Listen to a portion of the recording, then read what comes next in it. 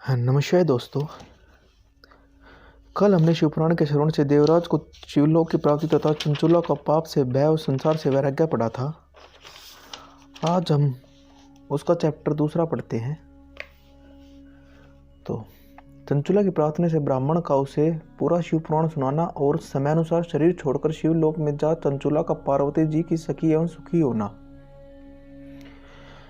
ब्राह्मण बोले, नारी, सौभाग्य की बात है कि भगवान शंकर की कृपा से शिव पुराण की इस वैराग्य युक्त कथा को सुनकर तुम्हें समय पर चेत हो गया है। ब्राह्मण पत्नी, तुम डरो मत, भगवान शिव की शरण में जाओ। शिव की कृपा से सारा पाप तत्काल नष्ट हो जाता है। मैं तुमसे भगवान शिव की कीर्ति कथा से युक्त उस परम वस्तु का वर्णन करूंगा जिससे तुम सदा सुख देने वाली उत्तम गति प्राप्त होगी। शिव की उत्तम कथा सुनने से ही तुम्हारी बुद्धि इस तरह पश्चाताप से युक्त एवं शुद्ध हो गई है, साथ ही तुम्हारे मन में विषयों के प्रति वैराग्य हो गया है।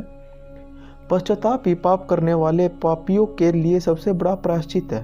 सत्पुरुषों ने सबके लिए पश्चाताप को समस्त पापों का शोधक बताया है।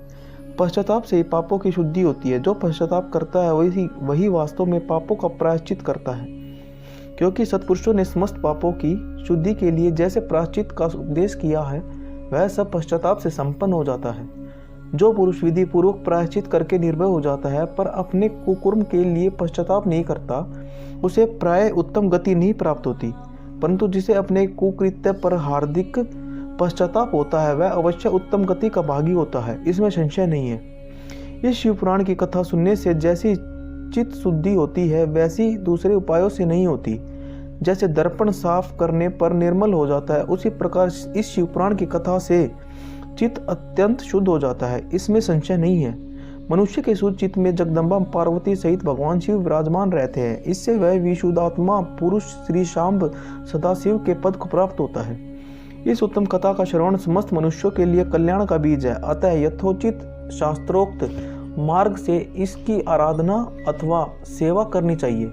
यह भवबंधन रूपी रोग का नाश करने वाली है। भगवान शिव की कथा को सुनकर फिर अपने हृदय में उसका मनन एवं निधिध्यासन करना चाहिए। इससे पूर्णतः चित्त शुद्धि हो जाती है। चित्त शुद्धि होने से महेश्वर की भक्ति अपने दोनों पुत्रों ज्ञान और वैराग्य के साथ निश्चय प्रकट होती है।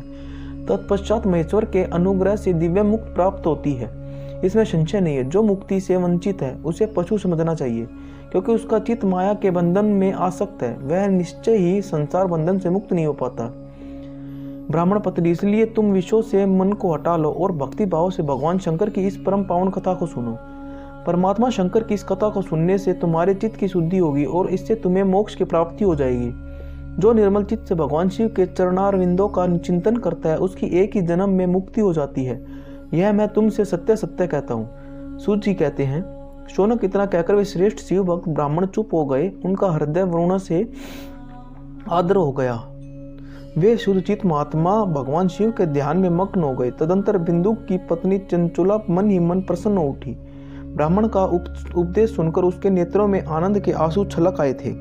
वह ब्राह्मण पत्नी चंचुला हर्ष भरे हृदय से उन श्रेष्ठ ब्राह्मण के दोनों चरणों में गिर गई पड़ी और हाथ जोड़कर बोली, मैं कृतार्थ हो गई। तत्पश्चात उठकर वैराग्य युक्त उत्तम बुद्धि वाले वह स्त्री जो अपने पापों के कारण आतंकित थी उन महान शिवभक्त ब्राह्मण से हाथ जोड़कर गदगद वाणी में बोली। चंचुला ने कहा, ब्राह्मण शिव भक्तों में श्रेष्ठ स्वामिन आप धन्य है, परमार्थदर्शी है और सदा परोपकार में लगे रहते हैं, इसलिए श्रेष्ठ साधु पुरुषों में प्रशंसा के योग्य है। साधु, मैं नरक में समुद्र में गिर रही हूँ, आप मेरा उद्धार कीजिए। पौराणिक अर्थत्व से संपन्न जिस सुंदर शिव पुराण की कथा को सुनकर मेरे मन में संपूर्ण विषयों से वैराग्य उत्पन्न हो गया, उसी इस शिव पुराण को सुनने के लिए इस समय मेरे मन में बड़ी श्रद्धा हो रही है। सूत जी कहते, ऐसा कहकर हाथ जोड़ उनका अनुग्रह पाकर चंचुला उस शिव पुराण की कथा को सुनने की इच्छा मन में लिए उन ब्राह्मण देवता की सेवा में तत्पर हो वहां रहने लगी। तदनंतर शिव भक्तों में श्रेष्ठ और शुद्ध बुद्धि वाले उन ब्राह्मण देव ने उसी स्थान पर उस स्त्री को शिव पुराण की उत्तम कथा सुनाई। इस प्रकार उस गोकर्ण नामक महाक्षेत्र में उन्हीं श्रेष्ठ ब्राह्मण से उसने शिव पुराण की वह परम उत्तम कथा सुनी, जो भक्ति ज्ञान और वैराग्य को बढ़ाने वाली तथा मुक्ति देने वाली है। उस परम उत्तम कथा को सुनकर वह ब्राह्मण पत्नी अत्यंत कृतार्थ हो गई। उसका चित्त शीघ्र ही शुद्ध हो गया। फिर भगवान शिव के अनुग्रह से उसके हृदय में शिव के सगुण रूप का चिंतन होने लगा। इस प्रकार उसने भगवान शिव में लगी रहने वाली उत्तम बुद्धि पाकर शिव के सच्चिदानंद में स्वरूप का बारंबार चिंतन आरंभ किया। तत्पश्चात समय के पूरे होने पर भक्ति, ज्ञान और वैराग्य से युक्त हुई चंचुला ने अपने शरीर को बिना किसी कष्ट के त्याग दिया। इतने में ही त्रिपुर शत्रु भगवान शिव का भेजा हुआ एक दिव्य विमान द्रुत गति से वहां पहुंचा, जो उनके अपने गणों से संयुक्त और भांति भांति के शोभा साधनों से संपन्न था। चंचुला उस विमान पर आरूढ़ हुई और भगवान शिव के श्रेष्ठ पार्षदों ने उसे तत्काल शिवपुरी में पहुंचा दिया। उसके सारे मल धुल गए थे। वह दिव्य रूप धारिणी दिव्यांगना हो गई थी। उसके दिव्य अवयव उसकी शोभा बढ़ाते थे। मस्तक पर अर्धचंद्र का मुकुट धारण किए वह गौरांगी देवी शोभाशाली दिव्य आभूषणों से विभूषित थी। शिवपुरी में पहुंचकर उसने सनातन देवता त्रिनेत्रधारी महादेव जी को देखा। सभी मुख्य देवता उनकी सेवा में खड़े थे। गणेश, भृंगी, नंदीश्वर तथा वीरभद्रेश्वर आदि उनकी सेवा में उत्तम भक्ति भाव से उपस्थित थे। उनकी अंग कांति करोड़ों सूर्यों के समान प्रकाशित हो रही थी। कंठ में नील चिन्ह शोभा पाता था।